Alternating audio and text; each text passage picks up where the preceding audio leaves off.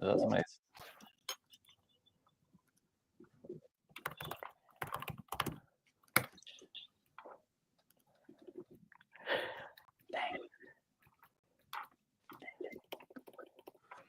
I hit go live, but it's not doing it. Oh, there it is. Live. Yeah, it's live. We're here. What's up, everybody? I was going to try to do Instagram live today, but Oren is got technical difficulties. Welcome to the Brand Brothers, everybody. We are live and direct. We've got a lot to talk about this week. Oh my gosh, so much to talk about. Let's get the agenda up. Do you have the agenda? I was making it. So it? I'll get something up there. I don't have the images because I am just hopping off another meeting, but I'll get something up here. Indeed. What's up, Andre? How are you? Skip. Okay. If you need to change the stream key. .com. All right, guys, we're getting started. We have some technical difficulties, but feel free to chime in the chat. Yeah, hop in, give us started here. Questions. What questions we have? We'll address them today. Brand Brothers, a new dawn. A new dawn. Yeah, Brand Brothers, a new America. Oren, I feel like are we getting the? Why do we get the less than background for you? We don't get the new podcast set up with the premium microphone and all the. I'm here. I'm coming straight off the call. We're here. I can move a mood board over if you want to get some more ambiance. Yeah. He's so deep in the trenches that he doesn't have time for a nice setup. Yeah. I couldn't even move between calls. You know what I'm saying? We don't. I'll show you. I got a new bag sample. I was just going through on the Zoom. The one where you pop it out and the shoes pop in. I gotta make that more structured. But we're out here living our lives, gentlemen. Vintage bag. We love to see it. You've got bag. What is this bag development? This is Valuable Studios bag development. Yeah, it's Valuable Studio bag. I'm doing it with Shift. They do the bags for like Brixton and Eagle Creek and all that. They do like really technical bags. And since this one is this is obviously like a more complex design to be able to have like separate pocket here. And then when you go inside, we have like all these different like breakouts and stuff. So they're helping me lock that in. But it's like a real like 8-compartment vintage leather duffel. So we love it. But actually, before that, I was just reviewing what our likely changes to foreign policy are. I don't know if you guys have seen those. Yes. Foreign policy. The podcast. We're going to dive Qatar into. Qatar has requested all Hamas leave Qatar. Let's go. The Qatari network. Qatari network Al Jazeera reached out. I was talking to them this week. Funnily enough, the day after the election results, and they reached out like late at night. So I'm like, oh, it's gonna be like topical on the election the next morning. And they're like, oh, we just want to do a segment on like how Gen Z is changing the landscape for marketing. And I'm like, I think we probably need to do it. Business as usual at Al Jazeera. You know what I mean? Did you ask them any hard-hitting questions about their involvement in October 7th, or are we saving that for a different? No. We're saving that for the next segment.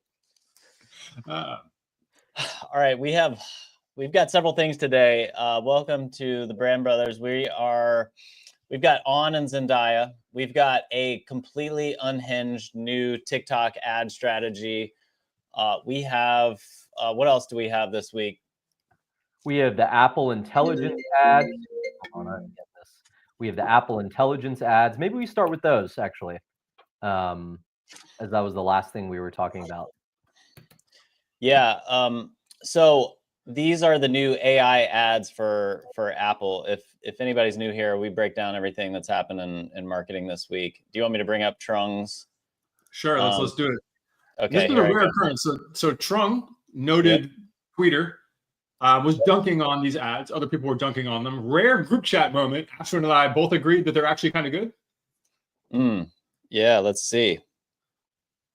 So Trung is saying, if for y'all don't know, Trung's got a big Instagram, Twitter following. And, well, let's see. Let me pull up this ad. Let's see if we can hear it, okay? Happy birthday, Dad. Happy birthday. Got you something? We said no gifts. We had to get you something.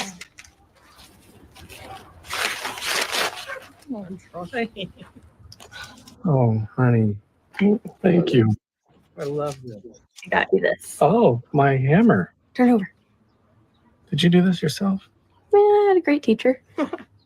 Happy birthday. I love you. I love you I too. love you.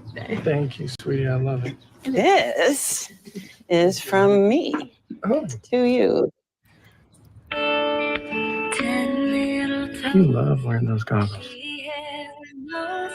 Do you remember the little nest? Yeah. All right, stop the stream. I can't Okay. take it.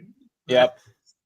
Now, I'm not saying it's a bad ad. I'm just saying I can't personally. I trust everyone's read the Let's watch this one actually. Do it. prospectus. Oh yes, it was wonderful.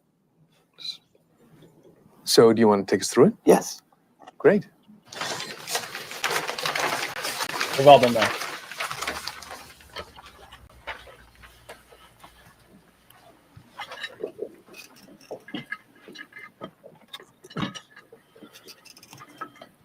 So is he gonna type into AI and get a pitch done really quick? I suppose.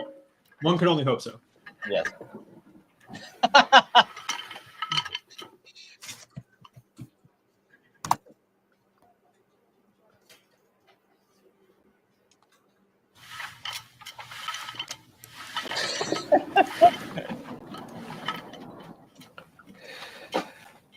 Okay, guys. Let's get into the prospectus. Okay.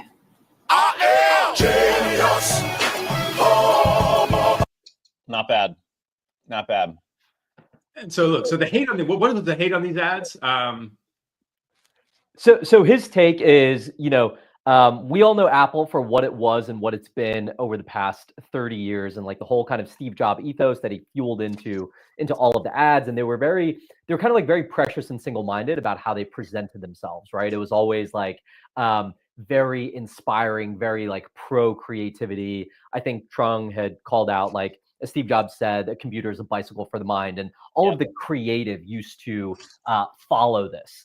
And what I think is, and so he doesn't like it. He basically says like, hey, this is showing off some really basic use cases. It is kind of calling the users of these products lazy and stupid. We could have done something much more inspiring.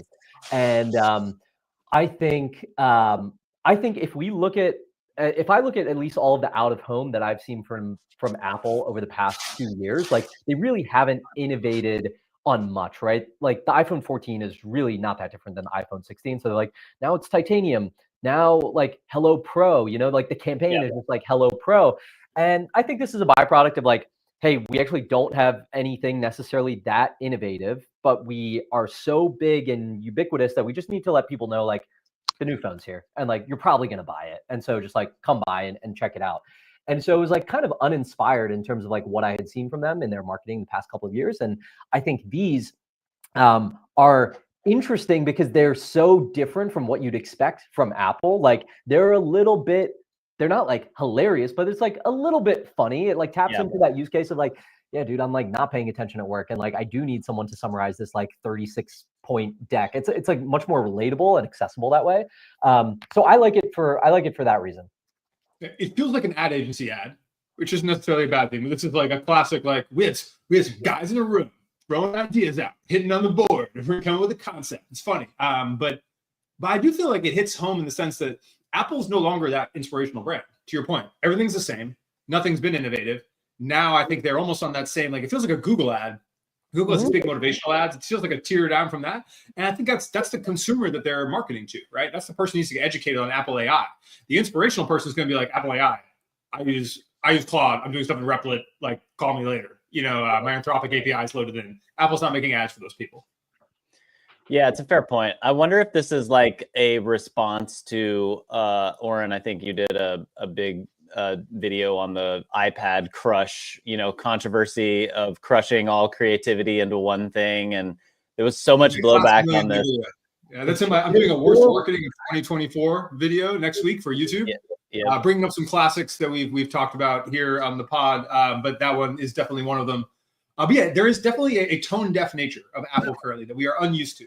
But companies go in cycles. Again, if they're not doing anything innovative as a company, how can you expect their marketing to reflect that?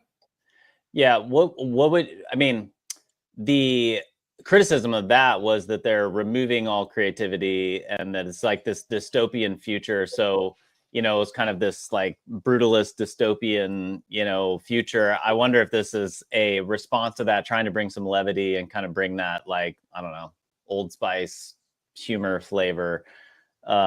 But yeah, this is not your aspirational creative, and probably it's not going to those places where you're trying to be that aspirational creative.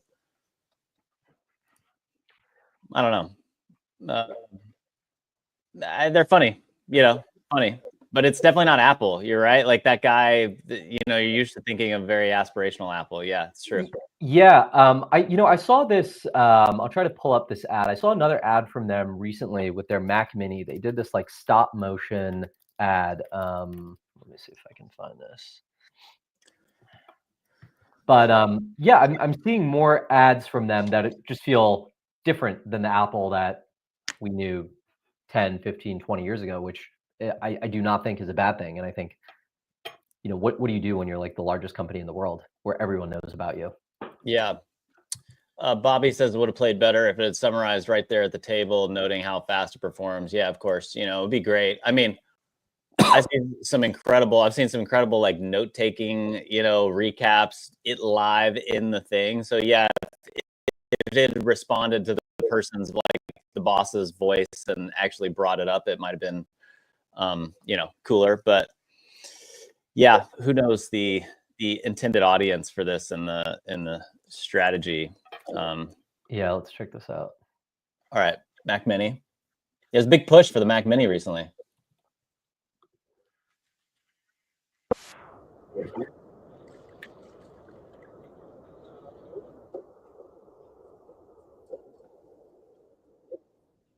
Okay, yeah, it's like this stop motion. Interesting.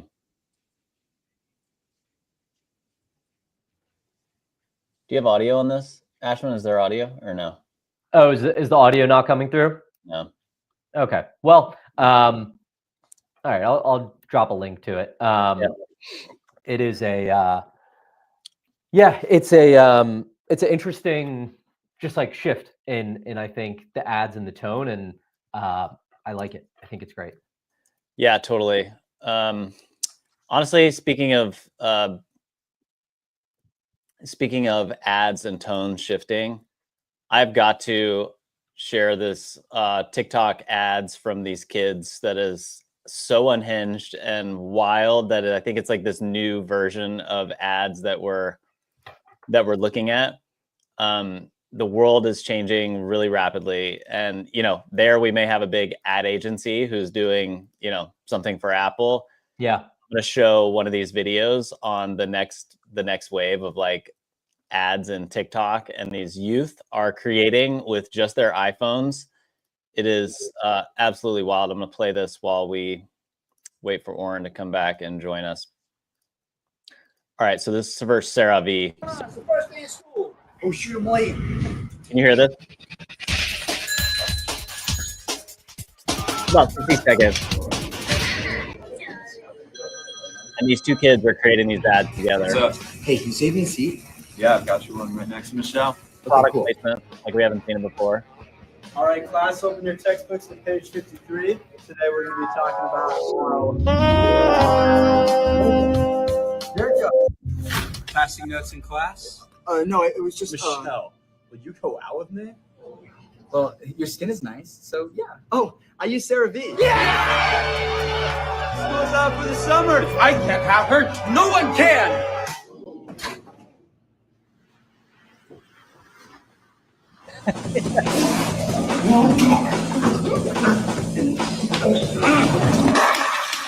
$34 million views on this right now.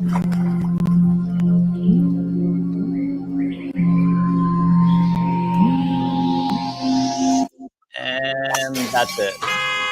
Okay. So go to that guy's profile. Yeah. So that has 32 million views on it. How many does his audience look like? 3 million. So he's got 3 million. It's him and his buddy who are doing this. I have another version of that they did. He's crushing. I mean, you know, 19 million, 8 million, 13 million. 1, 32, 40. I mean, this stuff. Bro, have you seen the world record egg? That's a big idea. Dude, it got more likes than Kylie Jenner's baby phone. It is completely unhinged. It is all shot on iPhone. I'm not sure if they're using even a microphone. If not, it's probably a $12 TikTok microphone. And if you look at that one, it's the copy is first day of school. Sarah V partner. Mm-hmm.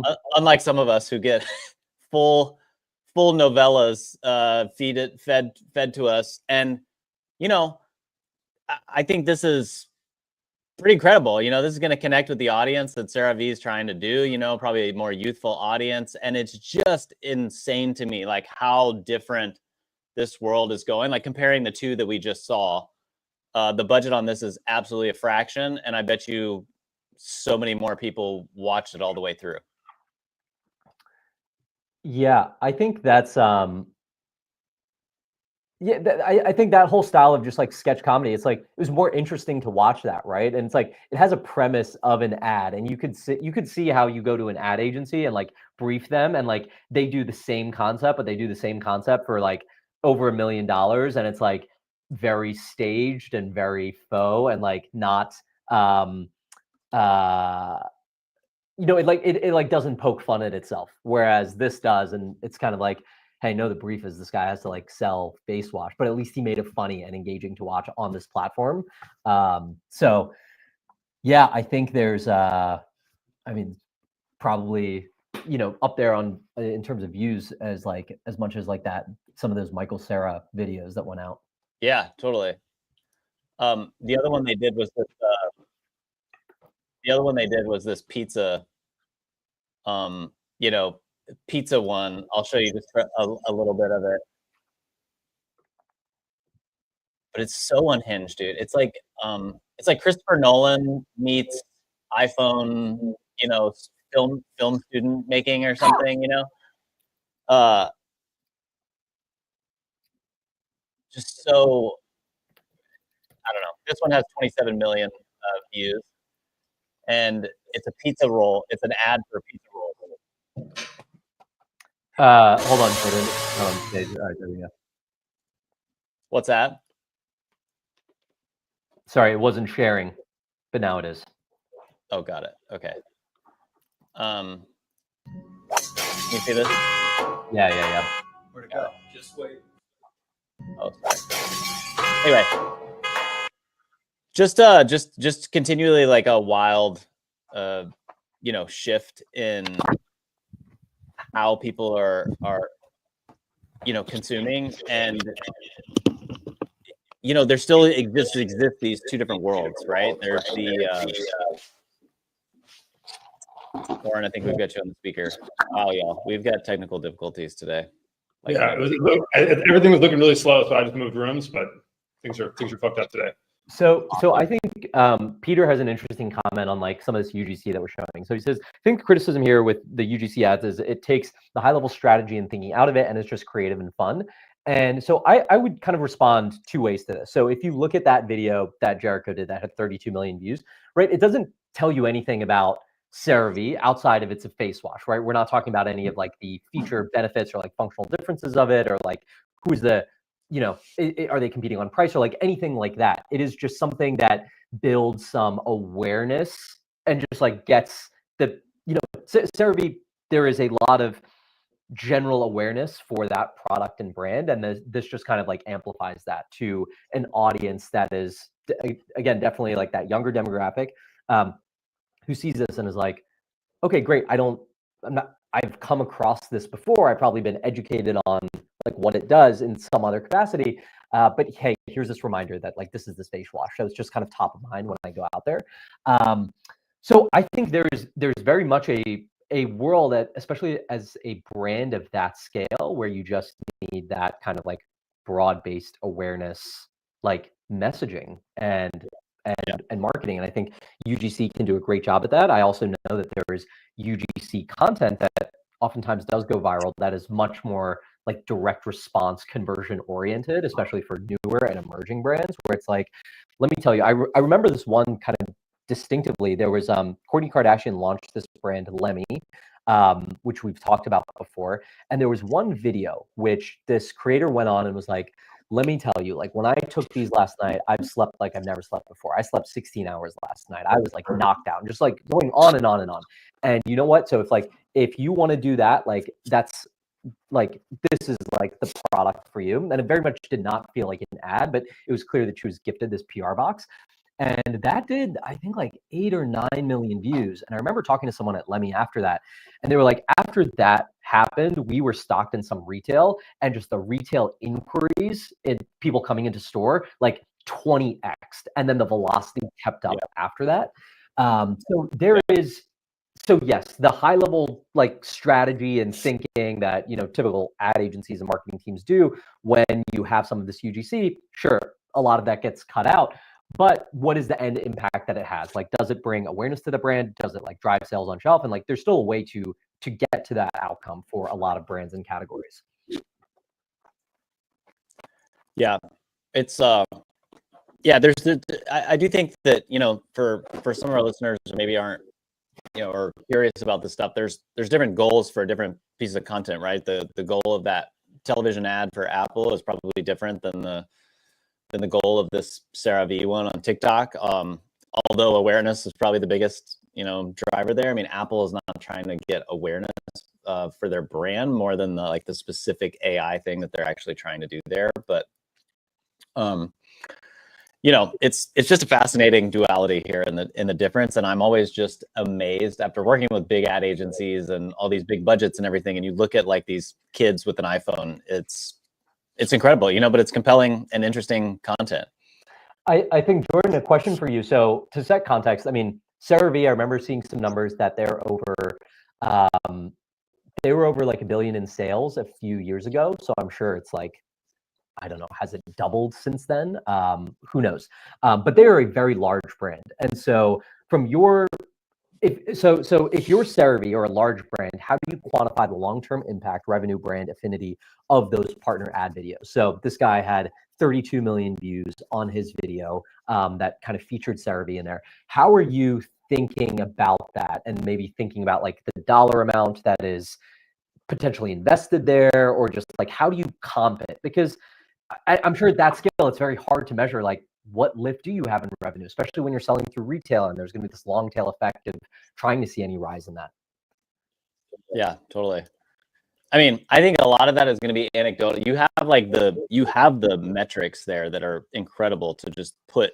If you're in a board meeting afterwards, you're going to go, we have 32 million views, which is, you know, probably 20x anything else that they've ever done. But like, and I also think it's probably around the strategy. Like they're probably trying to reach more youth audience there, and there's probably going to be a lot of anecdotal stuff that comes on the back end of that. Now, they probably also, if they were smart, they would try to extend that partnership with that creator in other ways and try to drive, you know, more retail, you know, to try to get to their site somehow and have clickable links or whatever, do more, you know, engagement. I don't know. How would you think about this, Orem? I think retailers want to see this. So we actually did a bunch of this at Gel Blaster just because we were going into Costco, Walmart, a few others. And it was just this idea of category awareness and brand awareness in category. Yeah. And so we had very similar ads to what you saw there. And again, could we quantify exactly what our retail lift was? No. Could we go into Walmart and be like, hey, look how many impressions we've driven like over this last year, you know, or look how many or how we're driving in holiday in your region. And I'm going to pull one up actually, just so you can see, because we did exactly what you're recommending. We had one go nuts from a creator, and then we did more with him. And it was very like top of funnel. Let me pop this open. So Wes, shout out Wes. He did this YouTube short, has 60 million views, 135,000 likes, and they are recreating takedown shots with Gel Blasters. And this was our Costco exclusive Gel Blaster colors, the only ones you can get at Costco. They're doing all these like POV style gaming videos with them, like from scenes and stuff people would know. It's like him and another stunt guy.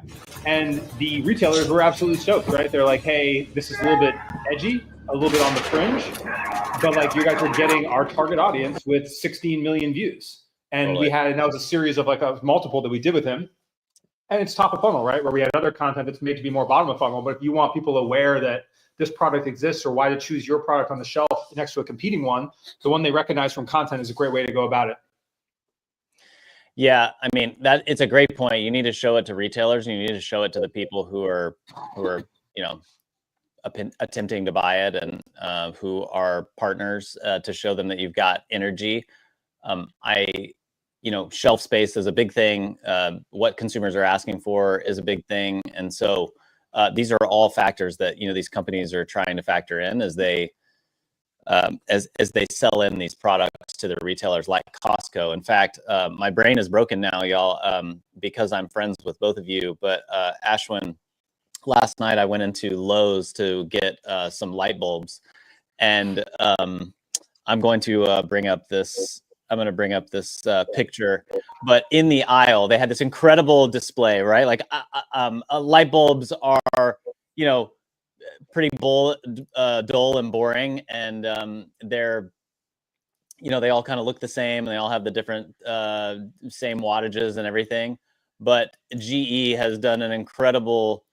Let me try to bring this up. GE has done an incredible retail display that has these. Here it is.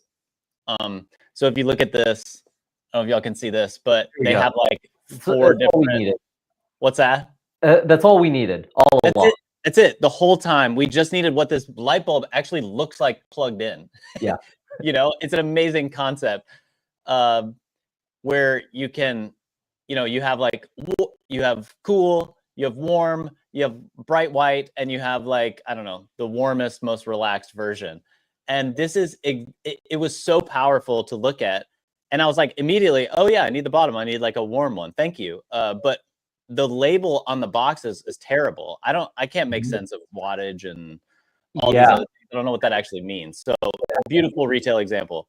Yes. That's a great example. As a hobby, I often go into Home Depot just to walk the aisles in the categories to You're a serious sicko. How many brands there are and how oftentimes confusing it can be just as like a regular retail buyer to go in. Like anytime I need to buy just like screws and wall hanging materials. We moved recently.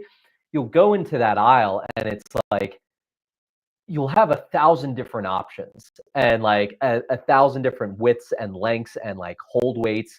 And it is they're very information dense packs. And oftentimes they speak to people who probably have some like technical knowledge. So you can imagine like it's mostly like contractors, builders, like people who are kind of like heavy duty, like going in there and buying stuff. But I think whenever I see that, whenever I see an industry where there's just like a lot of like technical specifications across the product category, because everyone who is creating these brands kind of works in the industry and then speaks to one another, I'm like, hey, there's an opportunity here to make something that's just a little bit more consumer friendly or speaking to the consumer. And I think probably going to start seeing that more. We've seen a lot of that, like so much innovation happening in like grocery, right? But it's like, hey, let's go to these other retail aisles where consumers are still shopping, and that's Home Depot and Lowe's. And I think there's quite a lot of opportunity there. So much. It's so simple. ATL Picture says that the Philips Hue lights takes their light strip catalog and puts the displays in Best Buy, and they're huge drivers. Makes total sense, especially when you're trying to sell something like lights. You want to see how it looks just lit up, not on a box, on a cardboard box. All right, let's flip it to Jordan, you mentioned On and Zendaya for the 6th week in a row. Is this your most hated campaign of the year? What else do we have to say that hasn't been said? Segment for this.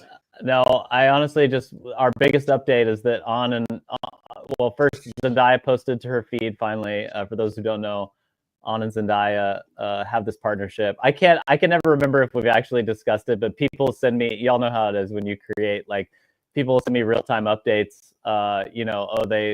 They hard launched, they've got Zendaya running. They did a slide. She's in the field of flowers now. I just find it hilarious that they'll do anything other than actually run or use them for fitness. The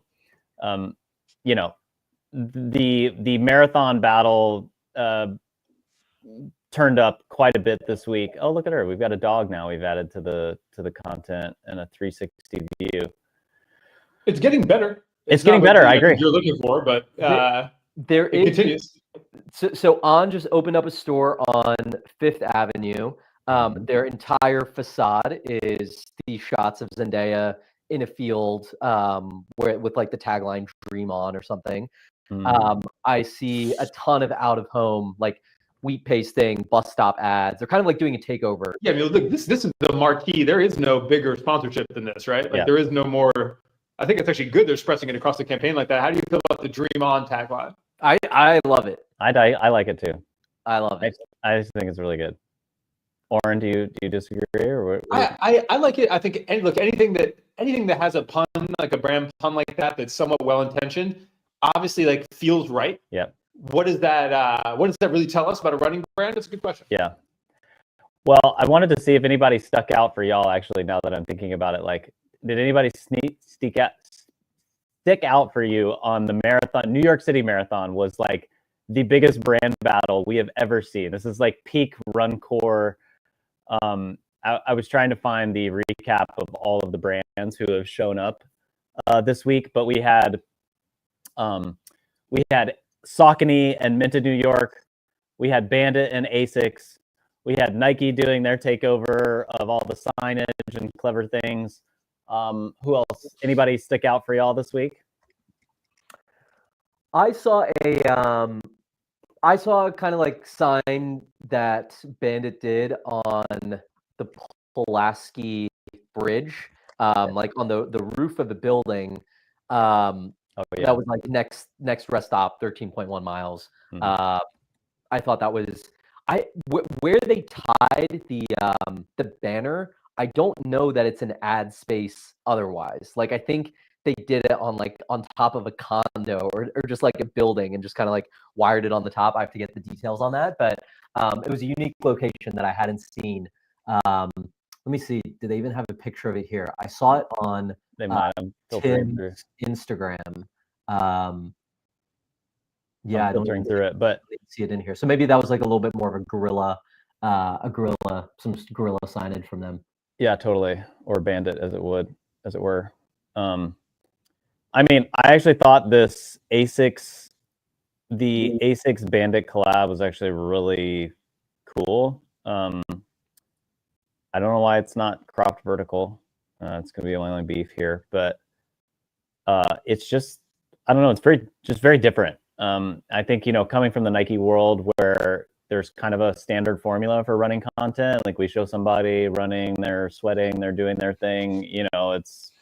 This is like very, I don't know. It's like inspiration from like The Matrix or Back to the Future, or like, something just really, really interesting. Maybe there's some of the Anthony Edwards, just big infinity backdrop studio is interesting, but this is just different, than the running space is normally doing. And I find it very compelling, and Bandit continues to kind of push the envelope here.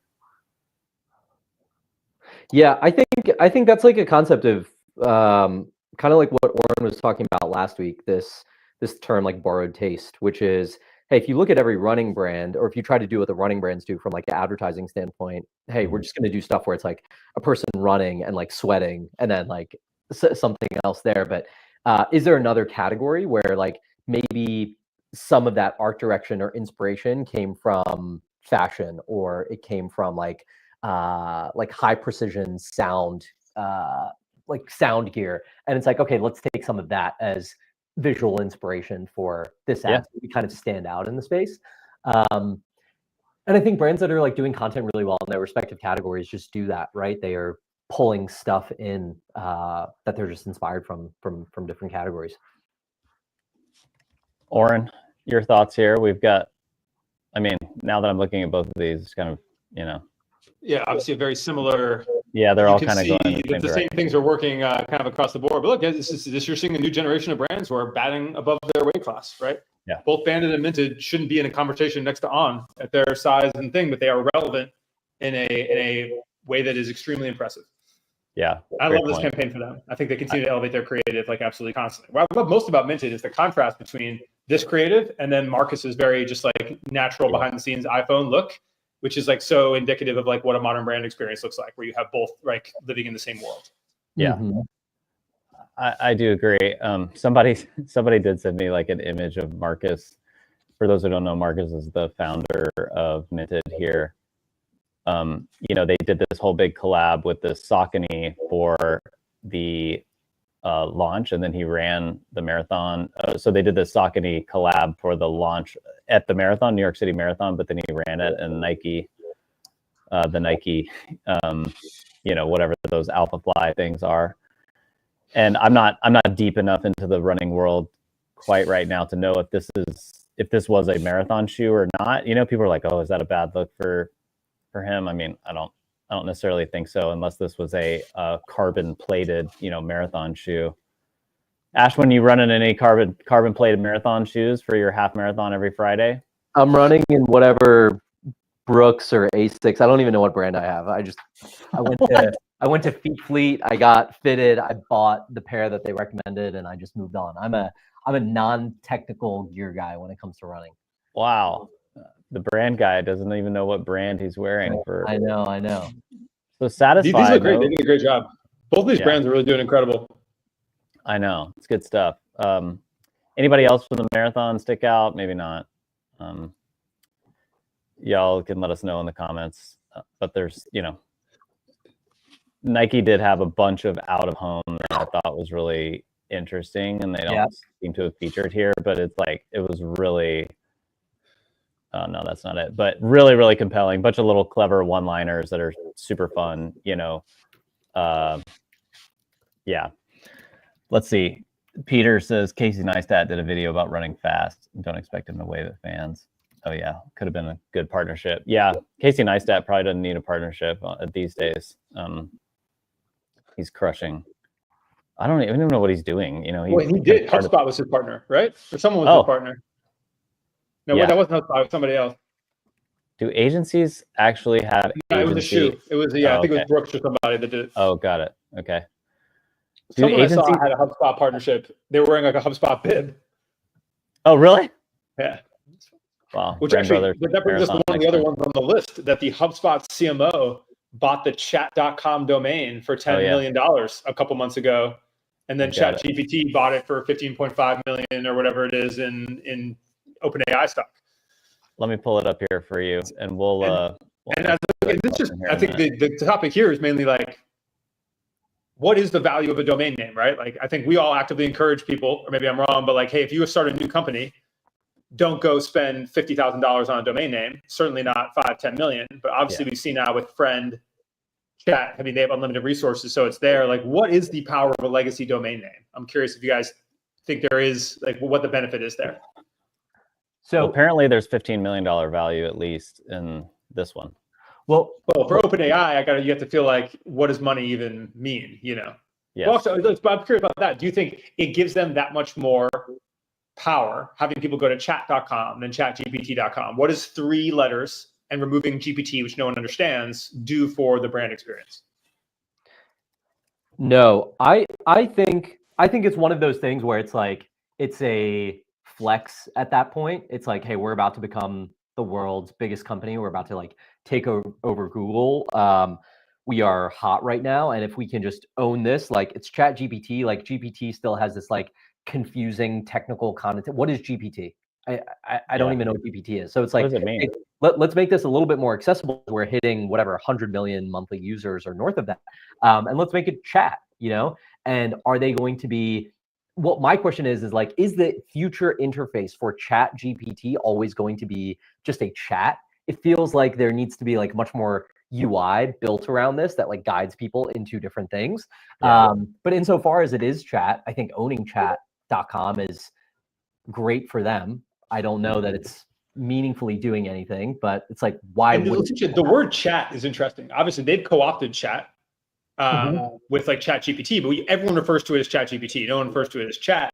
And chat is something it implies you're between two people. It was just a very interesting choice, I think, versus like friend.com, which obviously that guy spent a ton of money at a smaller brand, a much different investment. But you begin to like, as part of putting yourself on the map and establishing a concept where you have the exact word related to that concept, I could be strung along long enough to understand justifying some sort of large purchase, maybe not as large as he went, but the chat one feels a little off. And also for something that I imagine they're going to want people to interact with through an app versus going to a URL. It's interesting.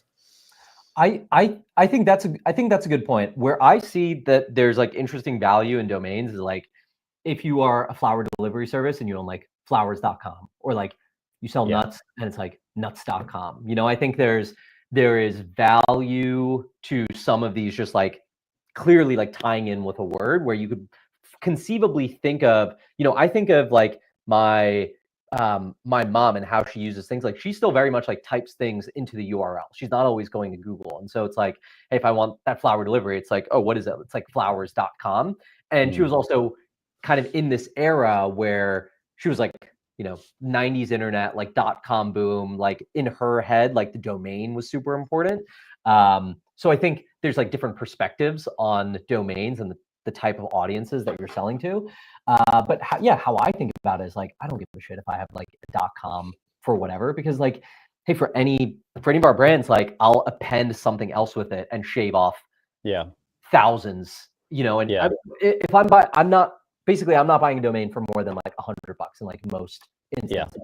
Oren, what did you say that like the .xyzs of the world and the .co's had been deprioritized now in search results? No, well, I think .xyz for sure, not the crypto related domain, but basically .com, .co, .net. As far as like, if you go, I used to spend a lot of time in Ahrefs. We used to do a ton of SEO, and it was basically like .com, .net, .org, where you could always kind of rank for pretty easily.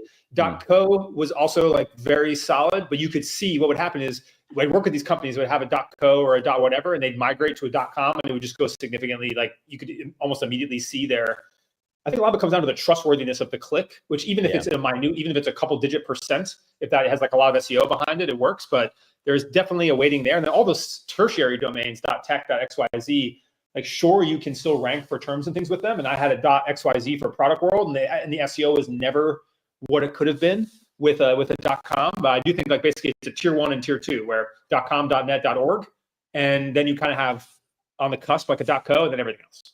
Well, I wish we had had this discussion before I secured .xyz of my website. Well, I think you're not making like a massive SEO play, right? Like, all right, like I think this in a small SEO play, if you want to show up for Jordan Rogers, you want to show up for best sports marketing course or something like that. Say it wasn't like, say it's a term with a, you know, a competitive score that's like below 40, I think you're fine.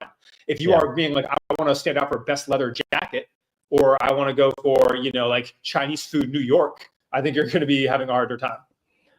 Well, I did buy How to Get a Job at Nike.com, so maybe that one. All the other factors that come into SEO, right? Where if you don't have all your backlinks done, if you're not continually relevant, if the content isn't enjoyed, if people don't click it, you know, it's all just one other factor. But for people like this that are operating at a massive scale, or when you'll see, like we did a migration when I was doing more web stuff from a so it was like a .tech to a .com, that where like they had hundreds and hundreds and hundreds of ranking pages that saw like significant change. But like none of us are playing in the SEO at that scale or doing like programmatic SEO. Like I don't know if you guys were back in the older Twitter era. I don't think you guys were on it much for that. But like Lamforce had a programmatic SEO site where he had a card searcher.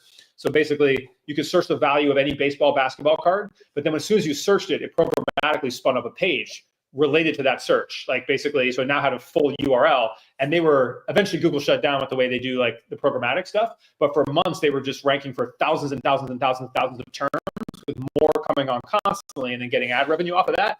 And it was like made a huge difference to have that as a .com. Wow. That's a deep dive into that. There is there's so many things that I don't even know exist in that world. And I've underutilized my SEO on things like that. It's one of those things that's on my list all the time to like try to do that for a course or something, but you know. Yeah, and to the point, like Peter has this note here, like about talking about how Fermat, people like that are changing the way we internet and like this landing pages versus websites. And I do think these like it's like, there's this old search web, like you can literally kind of watch. I assume consumer behavior isn't anywhere near here yet, but like search is moving away from Google because the results aren't as good, right? Yeah. They're moving into Perplexity or wherever else, or just searching short form video, or, you know, like, cause even like recipe contents, like I rather get that shit on Perplexity, right? Like some stuff just comes across better. But you really have two: you have finding things, and then you have presenting your content to people. And you're better off creating these mini experiences to present to people, right? Like I don't necessarily want to send people to the valuable website. I want to send them to, oh, they clicked on car-related content. Here's the car section, like little microsite thing that we made. And there's 100 of those. Is a way better experience. And I think that that's where the web is a bit shifting to, and the more native that is versus going to a URL is. Like, I wonder when we lose the URL entirely. Yeah. It seems like a construct you think could never go away, but like, when is everything apps on your phone? When are we just searching from Perplexity? I mean, likely never, but it's something to think about. No, it definitely is, especially with like, you know, searchability and TikTok and all that. It's, you know, getting to run that, even getting to run those experiments in real time on college campuses was fascinating, you know. All right, Ashwin, we got to do a weekly segment here of our favorite trending audio on social. For those of you who don't know, Tube Girl, I was fascinated with Tube Girl, you know, about a year ago. She's still running this bit, but here we go. Oh no. Here's the volume. Can you hear this? Is this audio concert? So I guess this is the original guy. What do you have to offer? Nothing. Who did that song? Only this. Tube Girl gives us her version of what we have to offer. Oh my gosh. Makes Oren sick hearing this song. I'm just a man. Yeah, I'm just like, it's just not my corner of the internet by respect. Where The, so how does that tie into the modern brandscape? So, well, this ties into what is his name? Jordan Alvarez, who is the actor, producer, writer on The English Teacher. He is still hitting these videos, and they are putting up significant numbers. I am curious to know. I don't know that there's any like Hulu published ranking of their top charts for what is it? Sorry, that was me. For videos for their shows. But yeah, if you search the English Teacher stats, it doesn't really get you anywhere. You're into a different rabbit hole. Yeah. Guys, we have the CMO of Chief Brand Officer of Montclair in our chat right now. Gino Fizzanati is absolute legend. One of the best brands in the world. Let's fucking go. Well, it is now. Gino went over there after architecting probably the last great marketing campaign at Nike, the Crazy Dream spot with all of them. So anyway, Gino, so good to see you. Thanks for dropping in our chat. You know, stop taking my money on the Montclair Genius shit, brother. I'm going broke out here. Yeah, Oren keeps buying all the Montclair. I'm navigating to the City of Genius as we spoke, and this is going to hurt my wallet just by him being in the chat. The City of Genius is so good. You know, for those of you who don't know, the Montclair, Montclair is doing incredible work. Are you throwing it up there, or with your suspect internet? I'm this trying week? to. It's been a little shady, but I'm trying to. We'll see if we can get Gino on sometime. He dodges the spotlight, which is part of his greatness. But we so desperately jump into. About to click explore. All right, let's see. Speaking of microsites and web experiences, we have the Montclair. they got Rick first. You know what I'm saying? They got Rick. All right. So we're going back. We're going to Rick. As much as I want to click on the City of Genius, Willow Smith. Dude, the Jill Sander one that they rolled out yesterday is this crazy, expression of that jacket. But fashion meets architecture. It's beautiful stuff. Let's go. Just saying. It is. They're on another level over there. I think they got all-weather steel sanctuary. You know what I'm saying? Let's go. I mean, it's I don't know what on Grail, but I have one of these original versions of that jacket with the web for the Rick. It was so fucking sick. Good for y'all. Yeah.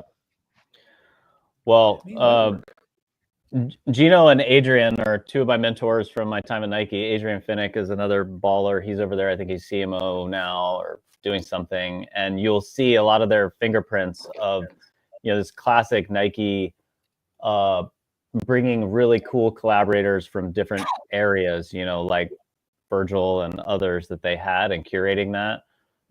They're doing now at Montclair, just at a totally new level with high fashion luxury They pulled Nate, what's his name, who had designed the original Yeezy and all these other cool sneakers at Nike over there to Montclair for a while. Yeah. One of the reasons this is so impactful and why, like, I made some videos about this a while back, but like this is so impactful because it shows the scale of which collaboration needs to operate. I feel like to be truly, truly effective is it's not like, oh, they're just doing a bunch of random collabs. Like you can see the collab lineup for the year. They've been doing it for a minute. There's world building around every single one of these. Like the scale it takes to execute something like this. And then also, but the way it's presented to the consumer, we're looking forward to the entire year's lineup of their collabs with more in-depth storytelling than most brands put into their like the 2 they do every year. And then kind of branding it all around that with the through lines is really best in class. And I think, I mean, I'd be curious to see, there aren't other luxury houses, in my opinion, that have done things like of this at this standard. I'm curious what other industries we see this in. Like, I have no idea why the interiors industry is not taking things like just as seriously as this. Like the only one that I see kind of trying is Kohler. I don't know how much you guys follow the collab stuff that they do, but they're pretty, I mean, for a bathroom company, they're pretty on it. Yep. Kohler for sure. But yeah, Montclair, I mean, I mean, it's just incredible. They do fashion show plus fully immersive web experience, plus live stream, plus, archive on the site, plus the social content that's taking you there, plus the collaborator, like, films that they're doing. It's really quite an immersive world. Yeah. The Kohler, Daniel Arsham. Yeah. They actually took this to the golf course. Colors on this are crazy. I'm doing a video on this next week. And then just obviously your more straightforward stuff. This is really nice too. And Samuel Ross. I'm trying to get that. Kohler's sponsored the pod. I'll put that in the house. Kohler's put that shit in the guest bathroom. You know what I'm saying? Jumping into the culture, But this is one of the, it's funny, like this is one of the only brands I feel like taking that seriously, and it's obviously not even like a fraction level of serious as Montclair. But it's so funny like how big that opportunity is. I feel in that space to not playing them do collabs, but to like world build around that appropriately. Let me stop. Yeah. Well, let me show you this. They actually took this Kohler to a whole nother level. They took it onto a golf course recently. So the Daniel Arsham Kohler collab. Then Kohler is up there in Wisconsin, has a whole like web golf course experience because they're like this empire. So they brought Daniel Arsham's sculptures out onto the course. And to me, this is like, just as a golf nerd, it's a really interesting mashup. I think there's a continuation of this conversation that we're talking about, which is like melding of all these worlds, right? So you're taking a interior design world, you're taking that like art, culture, I don't know, fashion for lack of a better term. Then you add it into like an outdoor immersive experience on a golf course. This is like, this is your 301 level brand building, world building, really incredible. Gino, thanks for dropping in. We appreciate you, and I miss you. That was a real bro moment right there. Yeah, that's incredible. I know we do. What else do we have? What else have we not hit? We've got about 5 minutes left here. Oh, we had. Do we launch the cold plunge of the week or the hot take of the week? Retail corner? Any of these? Yeah, the hot take of the week. It's cold take of the week. AllBirds continues to go nowhere. Ashwin, do you have the? Ashwin had a plan to bring AllBirds back, which I thought was bold. I do have plans, but let's first talk about their plan. Let me bring up their earnings call. So AllBirds, I'm sure everyone listening is familiar with AllBirds to some degree. They have their stock is down 98% from when they went public. They have just been getting beat year over year. They're going to do 180 million in revenue this year and negative 75 million in EBITDA. So not in a terribly strong position. And I don't need a graphic for this. But anyway, they're launching. I was reading their earnings call transcript, and they're like, "Hey, we have 3 initiatives coming up for the next quarter." The first one, which was actually interesting, they're working with a media agency to like build out like some longer form content on YouTube. I guess interesting in like, hey, directionally, that seems cool. The question is like, what kind of content are they actually going to produce here? I have no idea. So like, fine, we'll just leave that and wait till we see what the content looks like. But number 2, they're like, oh, in October we announced that we're going to be partnering with Uber Eats. We're going to be in their climate collection. And so you have noted food delivery app called Uber Eats, where people are purchasing food, and you now are doing on-demand delivery of shoes. So I don't know the last time that you needed shoes so urgently that your first thought was like, hey, I need to go on Uber Eats, or I need to go on any app to purchase these shoes, and I need them same day. Number two, this climate collection seems like it seems like some initiative that Uber Eats is probably rolling out, and I'm sure they're looking for partners in all of these spaces. So everyone else turned them down.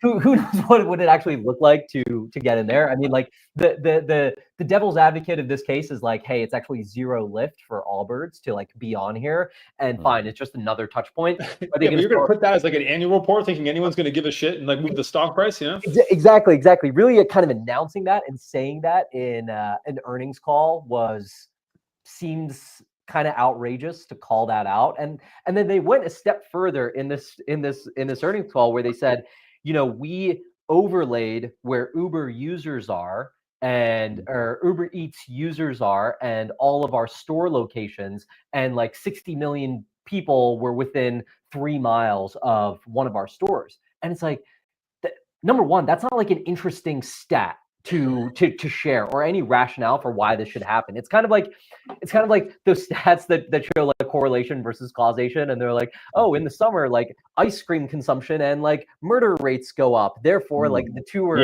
interlinked. We have to draw some conclusion from that. And it's like, I mean, obviously there are going to be Uber Eats users around the areas and geographies where you have stores. Does that mean it makes sense for you to be on this app and like sell product through this?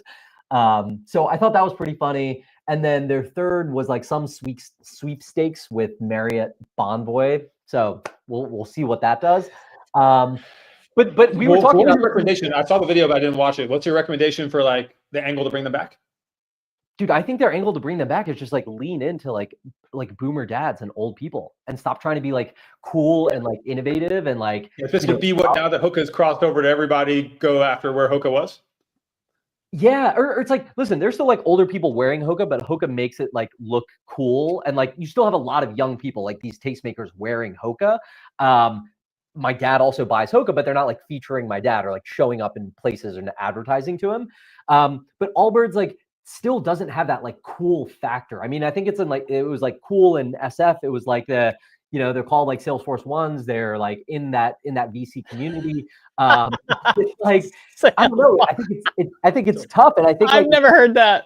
If you the Salesforce ones. If you look at a brand like, I don't know, look at Skechers, right? Skechers is like not really cool, but like they know their audience and they're like massive. Yeah, and that's Skechers outlet, fucking between me and LA, Prince. Just somehow. So it's like Skechers Prince.